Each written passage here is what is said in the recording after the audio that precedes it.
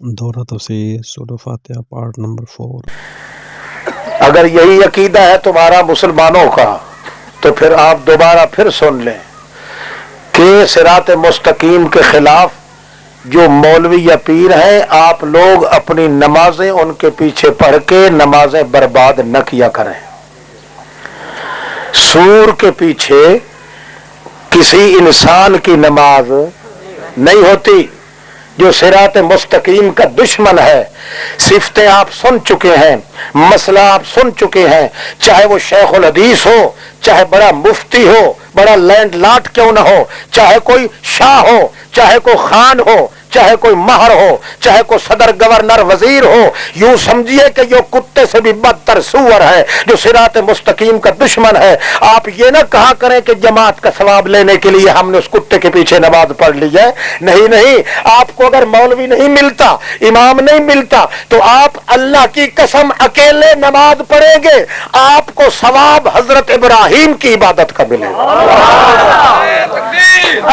کیونکہ ان ابراہیم کان امتن واحدہ، حضرت ابراہیم کا مقام اور اتھارٹی، ان کا تقدس، ان کا جمال، ان کا روب، ان کا بوجھ، ان کا وقار، ان کی عزت، ان کی شوکت، ان کی قوت، ان کی طاقت، ان کی منزل، ان کا مرتبہ، ان کا درجہ، ان کی رفعت، ان کی بلندی پوری جماعت کے برابر تھی۔ اس لیے جس آدمی کو اپنے عقیدے کے مطابق کوئی مولوی نہیں مل پایا، اکیلے اگر عبادت کرے گا، اکیلے نماز پڑھے گا، تو جس طرح ابراہیم علیہ السلام کو پوری دنیا کی عبادت کا ثواب ملتا تھا، اس کو بھی پوری دنیا کی عبادت کا ثواب ملے گا۔ نعرہ تکبیر! ہاں، اپنی عبادتوں کو ضائع مت کریں۔ اللہ نے سورۃ فاتحہ کے اندر یہ گر سمجھا دیا ہے، قانون بنا دیا ہے۔ بہرحال قرآن مقدس تو بڑا سمندر ہے، یہ صرف ایک نشان تھا۔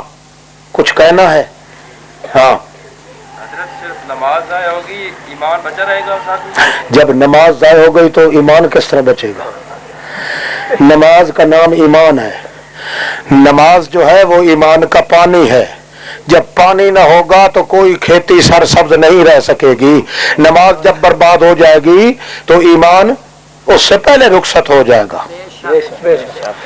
نماز کے ضائع ہونے کا کنایا قرآن میں ایمان کے ضائع ہونے سے کیا جاتا ہے۔ اس لیے جس کی نماز ضائع ہو گئی اس کا ایمان بھی برباد ہو گیا۔ وہ جس طرح وہ آپ سمجھتے ہی ہوں گے، سنا بھی ہوگا، کسی جٹ سے کسی نے پوچھا تھا کہ میاں یہ جو دھان ہوتا ہے، سریاں بھی بولتے ہیں، بعض علاقوں میں منجی بھی بولتے ہیں، چاولوں کا کھیت بھی بولتے ہیں، بھئی اس دھان کو کتنا پانی دینا چاہیے؟ اس نے کہا تھا پانی دھان کو؟ ہاں جی، کہ پانی پانی پانی پانی پانی پانی پانی پانی پانی پانی پانی پانی پانی پانی پانی پانی پانی اس آخیا بس کر، آخر لگا بس کر تو دھان سکدا۔ یعنی منجی میں اتنا پانی ہو کہ کبھی خشک ہونے نہ آئے، اگر خشک ہو جائے گا تو چاول چاول نہیں رہے گا۔ اسی طرح نیک اعمال جو ہے، نماز روزہ، اگر یہ چلتے رہیں گے تو ایمان محفوظ رہے گا مومن کا۔ اگر ان کا پانی ختم ہو جائے گا تو ایمان پہلے ہی رفع چکر ہو جائے گا۔ ہاں جی، تو اب ایک ضروری عرض تھا، وہ یہ کہ میں جو ترجمہ مقدسہ میں شریک علماء کرام ہیں، اللہ کریم ان کو مجھ سے درجہ زیادہ علم اور عمل عطا فرمائے۔ ہم خاطر خواہ ان کی خدمت تو نہیں کر سکے، البتہ حصہ بقدر جسہ جتنا ہو سکتا تھا وہ ہو گیا ہے۔ اور آپ کو پتہ ہے کہ ہم نے اس دفعہ صرف تفسیری ترجمہ ہی محض پڑھانا تھا، 10 پارے، 3 سال کے اندر جا کے قرآن مکمل کا ترجمہ ہمارا مکمل ہوگا انشاءاللہ۔ چنانچہ جو حضرات اس سال تشریف لائے ہیں ان کو صرف دستار بندی کرائی جا رہی ہے تاکہ میں مجرم نہ بن جاؤں، اور باقی جتنی تکالیف کوئی کھانے پینے میں، رہائش میں آئی ہے اس سے متعلق میں معذرت خواہ ہوں کہ آپ کی اگر پوری خدمت نہیں ہو سکی تو اللہ معاف کرے، آپ بھی معاف کر دیں۔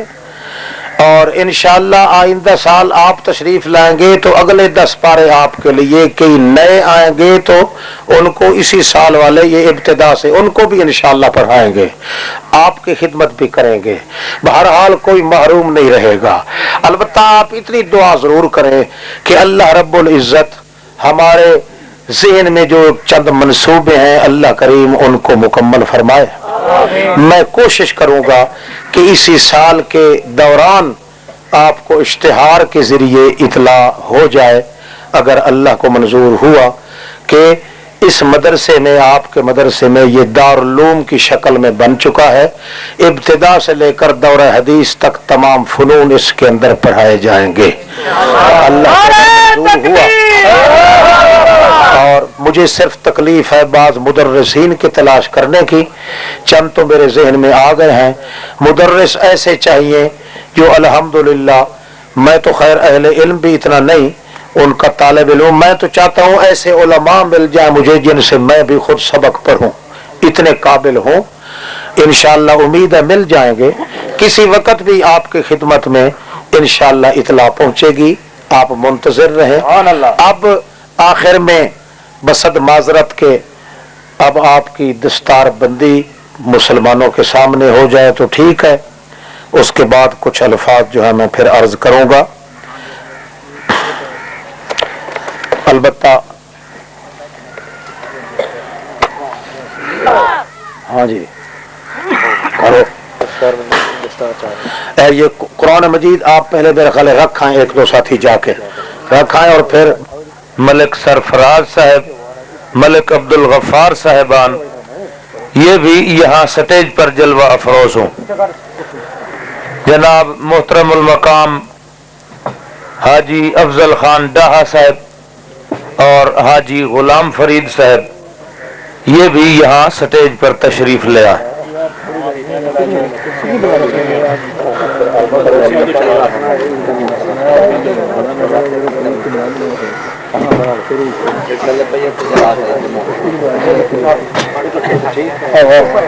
ادھر ادھر دوڑ کے